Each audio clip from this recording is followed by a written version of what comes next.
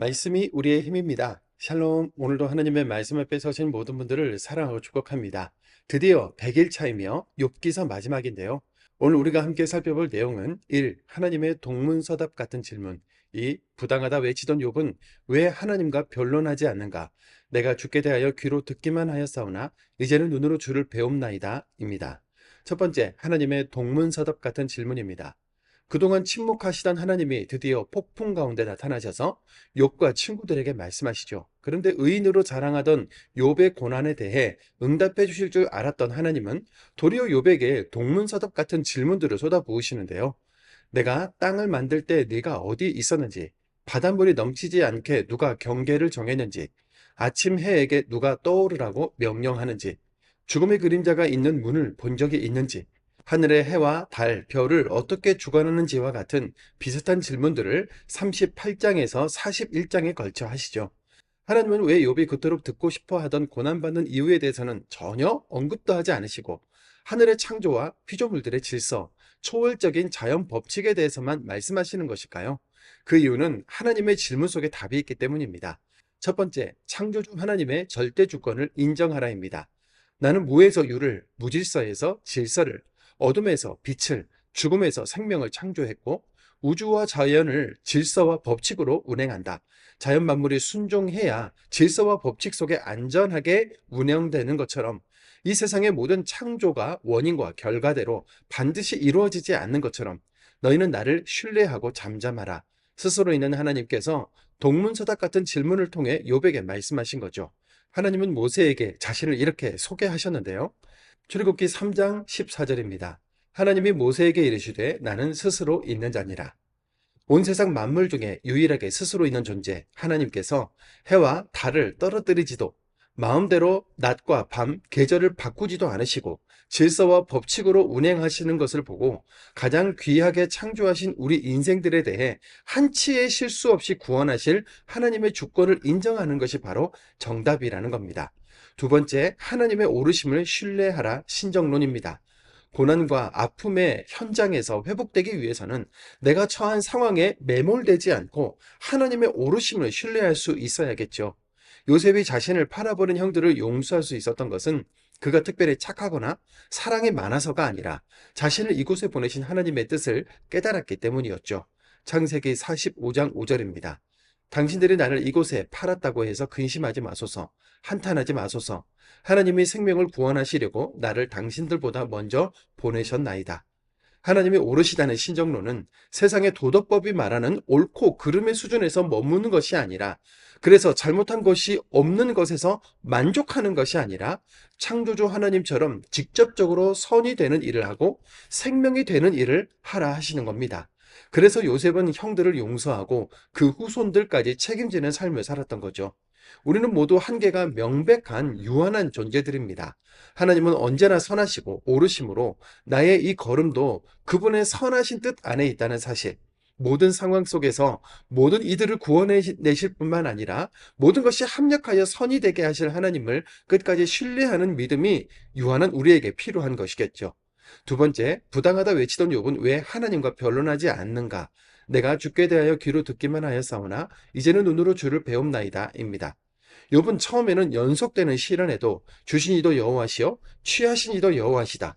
복을 주셨으니 화도 주지 않으시겠느냐 하면서 겸손을 잃지 않았었지만 새 친구들이 자신의 고난을 죄와 벌, 악인과 죄인이라는 좁은 틀에 끼워 맞추는 것을 보고 자신은 이런 벌을 받을 만큼 죄를 짓지 않았다. 하나님과 직접 변론해 보면 내가 죄 없다는 것을 아실 텐데 앞으로 가도 뒤로 가도 하나님이 보이지 않는다 하면서 부당하다, 하나님과 직접 대면하고 싶다라고 이야기를 했었죠. 그런데 욥은 침묵을 깨고 말씀을 시작하신 하나님께서 끝까지 고난의 이유에 대해서 이야기해 주지 않으시는데도 왜 하나님과 변론하지 않는 걸까요? 하나님과 변론하기는커녕 도리어 이렇게 이야기하죠. 욥기 42장 5절에서 7절입니다. 내가 주께 대하여 귀로 듣기만 하였사오나 이제는 눈으로 주를 배움나이다. 그러므로 내가 스스로 거두어드리고 티끌과 제 가운데에서 회개하나이다. 고난을 당하는 것은 욥 자신인데 왜 티끌과 제 가운데서 회개한다고 하는 걸까요? 욥은 창조주 하나님을 직접 뵙고 나니 죄와 벌, 인과 의라는 좁은 생각과 판단으로 하나님의 일이 다 이해되고 용납되어야 한다고 생각했던 자신의 교만함을 깨달았던 겁니다. 하나님을 만난 순간 하나님은 창조주로서 지금도 생명의 일을 끊임없이 이루고 계신다는 것, 즉 창조가 계속되고 있다는 것, 모든 것을 뛰어넘어서 초자연적으로 역사하시는 분이라는 것, 우리는 그분의 절대 주권을 인정하고 신뢰해야 하는 존재라는 것을 명확하게 알게 됐으니 자신의 좁은 시야와 교만을 회개하겠다고 한 겁니다. 욥기사 안에 있는 다양한 주제들, 즉 우리를 끊임없이 고발하고 저주하는 사탄의 존재, 그 사탄에게도 힘을 허락하시는 하나님의 절대 주권, 창조와 우주 질서의 섭리, 인과응보와 권선징악, 의인의 고난, 하나님의 절대적인 선하심과 오르심에 이르기까지 다양한 관점으로 욥기서를 들여다봤는데요. 어떻게 사탄에게 우리를 치도록 허락하실 수 있느냐 하거나 욥이 고난 가운데서 주신 이도 하나님이시요 취하신 이도 하나님이시라며 멋진 신앙을 고백한 것이나 고난 후에 받은 2배의 축복과 은혜가 욥기서의 핵심이 될 수는 없습니다. 우리가 당면한 문제에 매몰되어 좁은 시야로 하나님을 제한하지 않고 절대적으로 선하고 오르신 하나님을 끝까지 신뢰하는 믿음, 최고의 지혜는 여호와 하나님을 경외하는 것임을 깨닫는 것이 바로 욥기서의 핵심입니다. 우리도 심판과 고난이라는 단어에 매몰되지 말고 생명, 회복, 구원이라는 단어에 깊이 닿아서 주신 하루하루를 절대 주권자 하나님이 주신 말씀 안에서 살아냅시다. 아브라함 시대에 욥에게 여러 질문으로 창조와 구원을 말씀하시는 그 현장으로 들어가겠습니다. 욥기 38장입니다. 욥기 38장. 그때에 여호와께서 폭풍우 가운데에서 욥에게 말씀하여 이르시되 무지한 말로 생각을 어둡게 하는 자가 누구냐. 너는 대장부처럼 허리를 묶고 내가 내게 묻는 것을 대답할지니라. 내가 땅의 기초를 놓았을 때에 내가 어디 있었느냐. 내가 깨달아 알았거든 말할지니라. 누가 그것의 도량법을 정하였는지, 누가 그 줄을 그것의 위에 띄었는지 내가 아느냐. 그것의 주추는 무엇 위에 세웠으며 그 모퉁이 돌을 누가 놓았느냐. 그때의 새벽별들이 기뻐 노래하며 하나님의 아들들이 다 기뻐 소리를 질렀느니라. 바다가 그 못에서 서져 나올 때에 문으로 그것을 가둔 자가 누구냐. 그때에 내가 구름으로 그 옷을 만들고 흑암으로 그 강보를 만들고 한계를 정하여 문빗장을 지르고 이르기를 내가 여기까지 오고 더 넘어가지 못하리니 내 높은 파도가 여기서 그칠지니라 하였노라. 내가 너의 날에 아침에게 명령하였느냐. 새벽에게 그 자리를 일러주었느냐. 그것으로 땅끝을 붙잡고 악한 자들을 그 땅에서 떨쳐버린 일이 있었느냐. 땅이 변하여 진흙에 인친 것 같이 되었고 그들은 옷같이 나타나되 악인에게는 그 빛이 차단되고 그들의 높이 든 팔이 꺾이느니라. 내가 바다의 샘에 들어갔었느냐. 깊은 물밑으로 걸어다녀 보았느냐.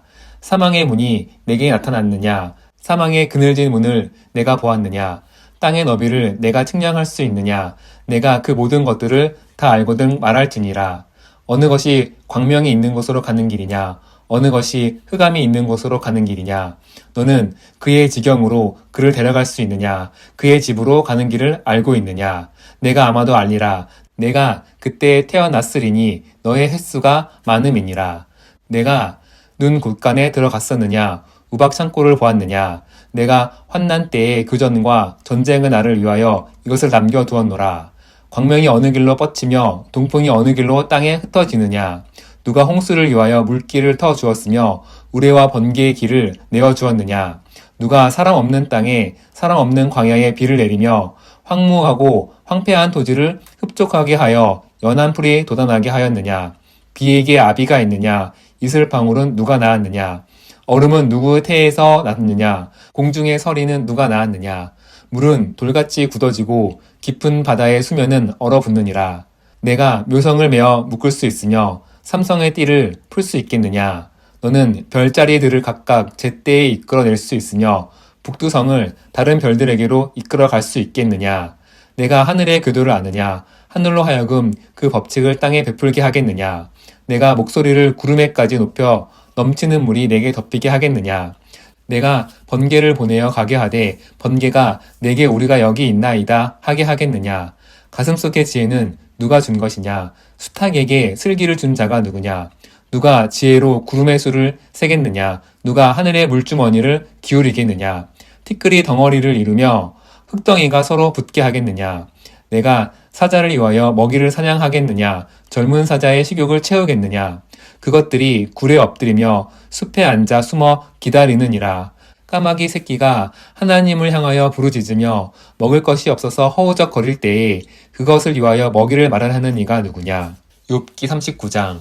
산 염소가 새끼치는 때를 내가 아느냐? 암사슴이 새끼 낳는 것을 내가 본 적이 있느냐? 그것이 몇 달 만에 만삭이 되는지 아느냐? 그 낳을 때를 아느냐? 그것들은 몸을 부풀리고 새끼를 낳으니 그 괴로움이 지나가고 그 새끼는 강하여져서 빈 들에서 크다가 나간 후에는 다시 돌아오지 아니하느니라.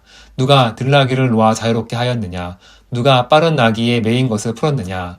내가 들을 그것의 집으로 소금 땅을 그것이 사는 처소로 삼았느니라. 들나귀는 성읍에서 짖거리는 소리를 비웃나니 나귀치는 사람이 지르는 소리는 그곳에게 들리지 아니하며 초장 언덕으로 두루 다니며 여러 가지 푸른 풀을 찾느니라. 들소가 어찌 기꺼이 너를 위하여 일하겠으며 내 외양간에 머물겠느냐? 내가 능히 줄로 매어 들소가 이랑을 갈게 하겠느냐? 그것이 어찌 골짜기에서 너를 따라 썰애를 끌겠느냐? 그것이 힘이 세다고 내가 그것을 의지하겠느냐? 내 수고를 그것에게 맡기겠느냐? 그것이 내 곡식을 집으로 실어오며 내 타작마당에 곡식 모으기를 그것에게 의탁하겠느냐? 타조는 즐거이 날개를 지나 의 깃털과 날개 같겠느냐?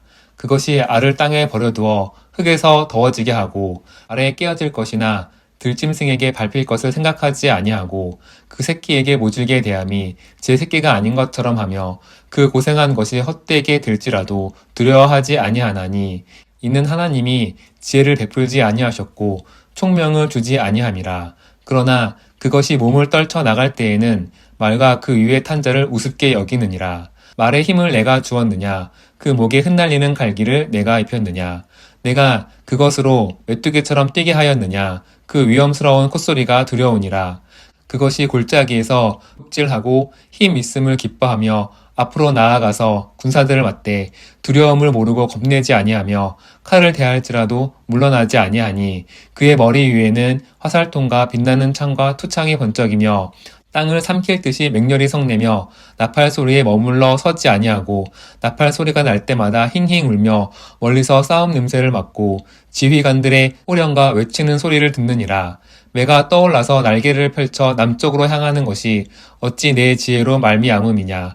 독수리가 공중에 떠서 높은 곳에 보금자리를 만드는 것이 어찌 내 명령을 따름이냐. 그것이 낭떠러지에 집을 지으며 뾰족한 바위 끝이나 험준한 데 살며 거기서 먹이를 살피나니 그 눈이 멀리 봄이며 그 새끼들도 피를 빠나니 시체가 있는 곳에는 독수리가 있었느니라. 욥기 40장. 여호와께서 또 욥에게 일러 말씀하시되 트집 잡는 자가 전능자와 다투겠느냐. 하나님을 탓하는 자는 대답할지니라. 욥이 여호와께 대답하여 이르되 보소서 나는 비쳐나오니 무엇이라 주께 대답하리이까. 손으로 내 입을 가릴 뿐이로소이다. 내가 한번 말하였사온즉 다시는 더 대답하지 아니하겠나이다. 그때 여호와께서 폭풍 가운데에서 욥에게 일러 말씀하시되 너는 대장부처럼 허리를 묶고 내가 내게 묻겠으니 내게 대답할지니라. 내가 내 공의를 부인하렸느냐? 내 의를 세우려고 나를 악하다 하겠느냐? 내가 하나님처럼 능력이 있느냐? 하나님처럼 천둥소리를 내겠느냐? 너는 위엄과 존귀로 단장하며 영광과 영화를 입을지니라. 너의 넘치는 노를 비우고 교만한 자를 발견하여 모두 낮추되 모든 교만한 자를 발견하여 낮아지게 하며 악인을 그들의 처소에서 짓밟을지니라. 그들을 함께 진토에 묻고 그들의 얼굴을 싸서 은밀한 곳에 둘지니라. 그리하면 내 오른손이 너를 구원할 수 있다고 내가 인정하리라. 이제 소같이 풀을 먹는 배의 못을 볼지어다. 내가 너를 지은 것 같이 그들도 지었느니라. 그것의 힘은 허리에 있고 그 뚝심은 배의 힘줄에 있고 그것이 꼬리치는 것은 백향목이 흔들리는 것 같고 그 넓적다리 힘줄은 서로 얽혀 있으며 그 뼈는 놋관 같고 그 뼈대는 쇠 막대기 같으니 그것은 하나님이 만드신 것 중에 으뜸이라. 그것을 지으신 이가 자기의 칼을 가져오기를 바라노라. 모든 들 짐승들이 뛰노는 산은 그것을 위하여 먹이를 내느니라. 그것이 연잎 아래에나 갈대 그늘에서나 늪 속에 엎드리니 연잎 그늘이 덮으며 시내 버들이 그를 감싸는도다. 강물이 소용돌이 칠지라도 그것이 놀라지 않고 유단 강물이 쏟아져 그 입으로 들어가도 태어나니 그것이 눈을 뜨고 있을 때 누가 능히 잡을 수 있겠으며 갈고리로 그것의 코를 끌 수 있겠느냐. 욥기 41장. 내가 낚시로 리워 야단을 끌어낼 수 있겠느냐? 노끈으로 그 혀를 낼 수 있겠느냐? 너는 밧줄로 그 코를 끌 수 있겠느냐? 갈고리로 그 아가미를 끌 수 있겠느냐? 그것이 어찌 내게 계속하여 간청하겠느냐? 부드럽게 내게 말하겠느냐? 어찌 그것이 너와 계약을 맺고 너는 그를 영원히 종으로 삼겠느냐? 내가 어찌 그것을 새를 가지고 놀듯 하겠으며 내 여종들을 위하여 그것을 메어두겠느냐? 어찌 장사꾼들이 그것을 놓고 거래하겠으며 상인들이 그것을 나누어 가지겠느냐? 내가 능히 맞는 창으로 그 가죽을 찌르거나 작사를 그 머리 위에 꽂을 수 있겠느냐? 내 손을 그것에게 얹어보라. 다시는 싸울 생각을 못하리라. 참으로 잡으려는 그의 희망은 헛된 것이니라. 그것의 모습을 보기만 해도 그는 기가 꺾이리라. 아무도 그것을 격동시킬 만큼 담대하지 못하거든 누가 내게 감히 대항할 수 있겠느냐? 누가 먼저 내게 주고 나로 하여금 갚게 하겠느냐? 온 천하에 있는 것이 다 내 것이니라. 내가 그것의 지체와 그것의 큰 용맹과 늠름한 체구에 대하여 잠잠하지 아니하리라. 누가 그것의 겉가죽을 벗기겠으며 그것에게 겹재가를 물릴 수 있겠느냐? 누가 그것의 턱을 벌릴 수 있겠느냐? 그의 둥근 이틀은 심히 두렵구나. 그의 질비한 비닐은 그의 자랑이로다. 튼튼하게 봉인하듯이 닫혀 있구나. 그것들이 서로 달라붙어 있어 바람이 그 사이로 지나가지 못하는구나. 서로 이어져 붙었으니 능히 나눌 수도 없구나. 그것이 재채기를 한즉 빛을 발하고 그것의 눈은 새벽의 눈꺼풀 빛 같으며 그것의 입에서는 횃불이 나오고 불꽃이 튀어나오며 그것의 콧구멍에서는 연기가 나오니 마치 갈대를 태울 때에 솥이 끓는 것과 같구나. 그의 입김은 숯불을 지피며 그의 입은 불길을 뿜는구나. 그것의 힘은 그의 목덜미에 있으니 그 앞에서는 절망만 감돌 뿐이구나. 그것의 살껍질은 서로 밀착되어 탄탄하며 움직이지 않는구나. 그것의 가슴은 돌처럼 튼튼하며 맷돌 아래짝 같이 튼튼하구나. 그것이 일어나면 용사라도 두려워하며 달아나리라. 칼이 그에게 꽂혀도 소용이 없고 창이나 투창이나 화살촉도 꽂히지 못하는구나. 그것이 쇠를 지푸라기 같이 놋을 썩은 나무같이 여기니 화살이라도 그것을 물리치지 못하겠고 물맷돌도 그것에게는 겨같이 되는구나. 그것은 몽둥이도 지푸라기 같이 여기고 창에 날아오는 소리를 우습게 여기며 그것의 아래쪽에는 날카로운 토기 조각 같은 것이 달려있고 그것이 지나갈 때는 진흙바닥에 도리깨로 친 자국을 남기는구나. 깊은 물을 솥의 물이 끓음 같게 하며 바다를 기름병 같이 다루는도다. 그것의 뒤에서 빛나는 물줄기가 나오니 그는 깊은 바다를 백발로 만드는구나. 세상에는 그것과 비할 것이 없으니 그것은 두려움이 없는 것으로 지음받았구나. 그것은 모든 높은 자를 내려다보며 모든 교만한 자들에게 군림하는 왕이니라. 욥기 42장. 욥이 여호와께 대답하여 이르되 주께서는 못하실 일이 없사오며 무슨 계획이든지 못 이루실 것이 없는 줄 아오니 무지한 말로 이치를 가리는 자가 누구니이까. 나는 깨닫지도 못한 일을 말하였고 스스로 알 수도 없고 헤아리기도 어려운 일을 말하였나이다. 내가 말하겠사오니 주는 들으시고 내가 주께 묻겠사오니 주여 내게 알게 하옵소서. 내가 주께 대하여 귀로 듣기만 하였사오나 이제는 눈으로 주를 배웁나이다. 그러므로 내가 스스로 거두어드리고 티끌과 제 가운데에서 회개하나이다. 여호와께서 욥에게 이 말씀을 하신 후에 여호와께서 대만 사람 엘리바스에게 이르시되 내가 너와 내 두 친구에게 노하나니 이는 너희가 나를 가리켜 말한 것이 내 종 욥의 말같이 옳지 못함이니라. 그런즉 너희는 수소 7과 순양 7을 가지고 내 종 욥에게 가서 너희를 위하여 번제를 드리라. 내 종 욥이 너희를 위하여 기도할 것인즉 내가 그를 기쁘게 받으리니 너희가 우매한 만큼 너희에게 갚지 아니하리라. 이는 너희가 나를 가리켜 말한 것이 내 종 욥의 말같이 옳지 못함이라. 이에 대만 사람 엘리바스와 수아 사람 빌닷과 나아만 사람 소발이 가서 여호와께서 자기들에게 명령하신 대로 행하니라. 여호와께서 욥을 기쁘게 받으셨더라. 욥이 그의 친구들을 위하여 기도할 때 여호와께서 욥의 공경을 돌이키시고 여호와께서 욥에게 이전 모든 소유보다 갑절이나 주신지라. 이에 그의 모든 형제와 자매와 이전에 알던 이들이 다 와서 그의 집에서 그와 함께 음식을 먹고 여호와께서 그에게 내리신 모든 재앙에 관하여 그를 위하여 슬퍼하며 위로하고 각각 캐시타 하나씩과 금고리 하나씩을 주었더라. 여호와께서 욥의 말년에 욥에게 처음보다 더 복을 주시니 그가 양 14,000과 낙타 6,000과 소 1,000결의와 암나귀 1,000을 두었고 또 아들 7과 딸 3을 두었으며 그가 첫째 딸은 여미마라 이름하였고 둘째 딸은 그시아라 이름하였고 셋째 딸은 게렌합북이라 이름하였으니 모든 땅에서 욥의 딸들처럼 아리따운 여자가 없었더라. 그들의 아버지가 그들에게 그들의 오라비들처럼 기업을 주었더라. 그 후에 욥이 140년을 살며 아들과 손자 4대를 보았고 욥이 늙어 나이가 차서 죽었더라. 아멘.